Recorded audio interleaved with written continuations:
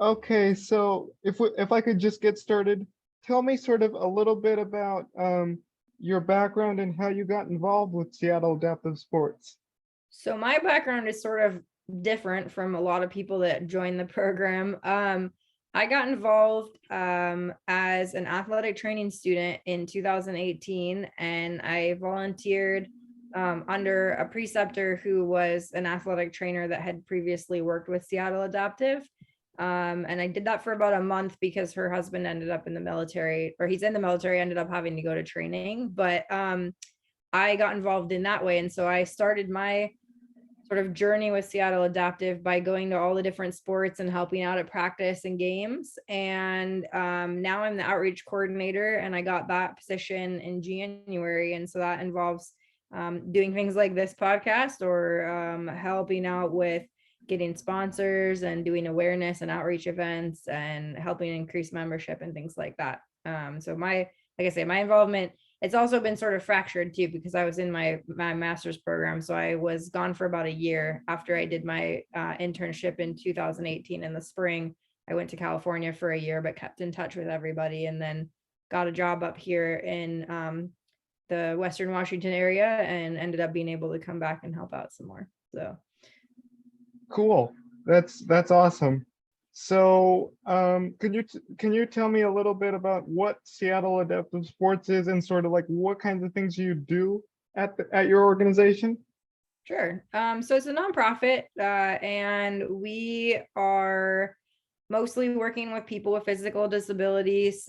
We have 4 sports that we offer, and it got started a long time ago. So I think if we go way back in the history, it got started in like 1970s, and it wasn't specifically an adaptive sports program at that point. I think it was more of a group to help people with I think CP or some other disabilities, to network and make friends. And then in 1991, they actually created the sports programs, and they started with swimming and track. And since then, swimming has gone on and moved and created their own program. So they're called the Shadow Seals, and they're located in Seattle. And then track and field is one of those things where we just sort of help people that are in high schools to participate on their school teams. We don't really have a program, but there are other nonprofits that do that.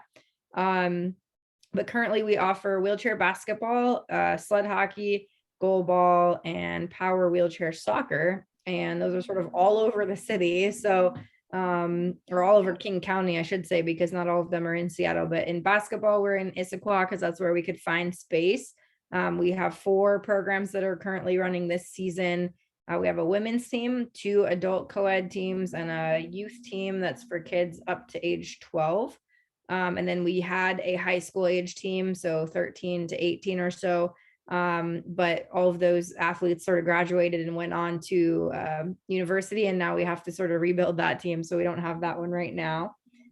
Sled hockey is currently affiliated with the Seattle Kraken. So we were able to create a partnership with them, and we work at their practice facility up in Northgate. And they actually involved us when they were building it. And I wasn't part of the organization at that point because that was when I was in California, but they involved us when they were building it, and they were able to build one of the ice rinks to accommodate sled hockey programs. And I don't know if you've seen at the Paralympics where the boards are like clear, like the clear glass at the top is down along the walls. And they actually did that for us so that we can go into the players bench or the penalty boxes and still see out when we're on sled. So that's pretty cool.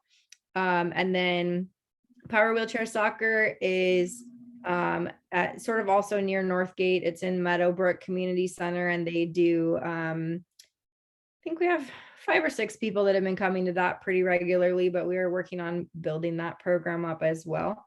And we need to find a coach. So we're working on finding a coach. And then Goalball is a program that we sort of inherited from another organization a couple of years ago during COVID. And we had, at that point when they came in, I think they had 2 teams or 3 teams.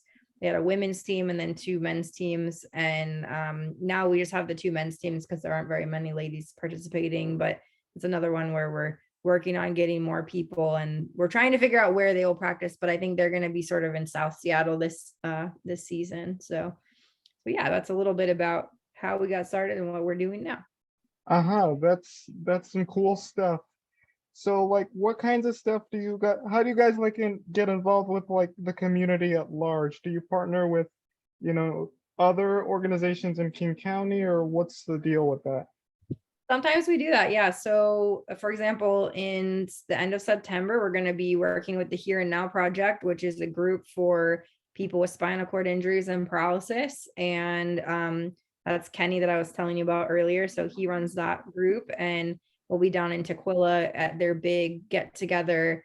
They have one big annual get together where they sort of open it to the public and let people come and see all the organizations that can help them out. And so we'll partner with groups like that. We do partner with other adaptive sports organizations. We go to Spokane for tournaments. We go to Tacoma for tournaments. We go to Portland for tournaments. Sometimes we go to Canada, depending on what teams are up there and what they're doing. But we do that. And then we also have partnered with Seattle Parks and Recreation this year. We got a grant from them. And so we recently attended the big day of play, which there aren't a lot of disabled sports groups that go to that, but we were able to be one of the groups, and we were able to do a wheelchair basketball demonstration at their basketball court at the park. But yeah, I think for the most part, as far as involving the whole community, we try and put on our own events, and then we also try and participate in other people's events as well. Oh, okay. That's amazing stuff there. If I could just like ask like so when let's say to say like uh athletes with disabilities, you know, they participate in Seattle Adaptive Sports and they try out a sport for a first time. Um and like after a while they sort of feel um like like they're a part of a community and stuff like that. So like I'm wondering what sort of effect does that have on individuals with disabilities? Does that like raise their confidence? Does that like boost their self-esteem? Like what effect does that have having that organization? I think it depends on the person, but I think all those things that you mentioned are definitely things that happen for most of our athletes. I have gotten to witness some great strides for different athletes that have come in and been sort of very beginners to a sport, and then watch them grow and really thrive within the sport, because it's something that they can participate in as a community thing, but also to help them do something that either they thought they couldn't do anymore or they thought they couldn't do at all. And so, one great example, one of our sled hockey players, John, he was in the military for a long time, and he used to play stand-up hockey for a very long time, like 30 years. And he got injured, and to the point where he couldn't skate anymore on his feet. And he didn't think he would ever play hockey again. And he was pretty depressed about that. And last season, he found our sled hockey program, and he's really, for him, it sort of exploded. It was great. So he not only found that he could play the sport he loved, but he found a new way to do it. And he found a team that's like a family. And all of our teams are really a lot like family. Like everybody knows each other pretty well. And, they help each other out with various things outside and within sport. And in his case, he joined our board, and he's been really helping out with the sled hockey team in general with management stuff, and he's helping with marketing and all these things. Like he's taken on a really big role. But even other athletes in our basketball program, I've watched them grow as well. And you just see how their confidence grows as they get better at the sport or they learn new skills. And another athlete I could say, who I know has grown really a lot, is Gwen, and she plays on our women's team and on the Division III team for basketball. And for her, when she first started out, I don't know if I knew her when she first started out, but I've watched her grow over the last couple seasons. And the biggest thing that I noticed for her was last season, she got her own wheelchair that was for her, not a rental, not a loaned one.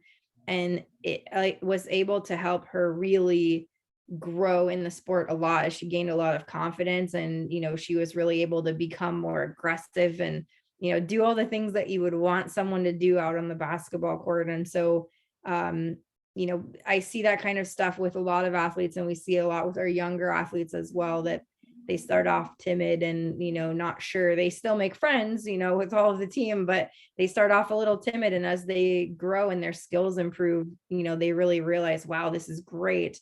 And for some people, maybe it happens that they try a sport and they don't like it that much. Like they'll play it. We have a guy who plays sled hockey and basketball, and he likes basketball, but he really likes sled hockey. So he goes out and he'll play basketball when he has time, and then he'll go play sled hockey every weekend, and he really enjoys doing that. And it's helped him again, grow in his own self, but also with part of the team. And I think we'll have a few more athletes like that this season in both of those programs. And then we're going to try and grow that soccer and goalball program as well in the same kind of way. Uh-huh. Yeah. Those are some really interesting stories. Mhm. Um, if I could just like ask this one last question. So like I know there's a lot of stigma around disability and stuff like that.